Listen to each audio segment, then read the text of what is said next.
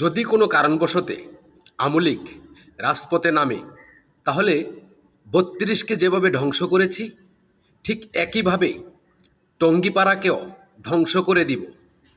আর এই কথাটা বলেছেন ওই যে বাস্টার্ড পদে চাকরি করে না শাহরিয়ার কবির, ওই বাস্টার্ড পদে চাকরি করা বাস্টার্ডের বাচ্চা। আমি বলি কি, জনাব তারেক রহমান স্যার অনলি ২৪ ঘন্টার জন্য বাংলাদেশে আমলিগ উন্মুক্ত এই ঘোষণাটা দেন।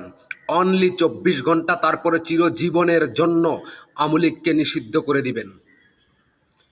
মাত্র ২৪ ঘন্টা আপনার কাছে চেয়ে নিচ্ছি। আর এই ২৪ ঘন্টায় দুটা জিনিসের লাভ হবে: এক, রাজাকার মুক্ত বাংলাদেশ, আর দুই, আপনাদের বিরুদ্ধে আজ যারা প্রতিনিয়তই ষড়যন্ত্রমূলক নকশা নীল নকশা আঁকছে, তারা ১ কোটির উপরে শুধু স্টক করে মারা যাবে। আর তারা হচ্ছে জামাত, শিবির, রক্কাটা বটবাহিনী, পডাক, গুপ্ত।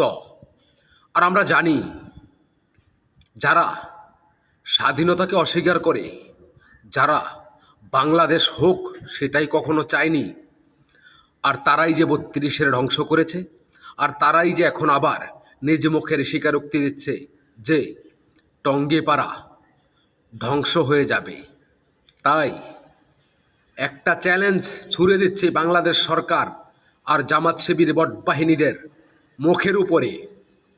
অনলি ২৪ ঘন্টা, আর এই ২৪ ঘন্টা বাংলাদেশে আওয়ামী লীগ উন্মুক্ত করে পারলে দেখা, যদি তোরা এক বাপের বেটা হয়ে থাকিস। আর এই ২৪ ঘন্টার ভিতরে ওই যে বললাম না, ৭০ হাত মাটির নিচেও যদি রাজাকারের বীজ থাকে সেটাও উপড়ে ফেলা হবে। রাজাকার মুক্ত বাংলাদেশ গঠন হবে। আর সেখানে হয়তোবা শান্তি পাবে বাংলাদেশের ১৬ কোটি জনগণ।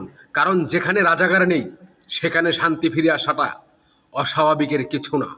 জনাব তারেক রহমান, তারা সেই গুপ্ত রাজনৈতিক দল, তারাই সেই বটবাহিনী যারা প্রতিনিয়ত আপনার জন্য আঁকছে নীল নকশা। জানি না কবে, কোন দিন, কোন সময় আপনার ঘাড়েও মারবে ছোবল। তাই অনলি ২৪ ঘন্টা, আর এই ২৪ ঘন্টায় বঙ্গবন্ধুর সৈনিকরা দেখিয়ে দিবে কি করে রাজাকার মুক্ত বাংলাদেশ গড়তে হয়।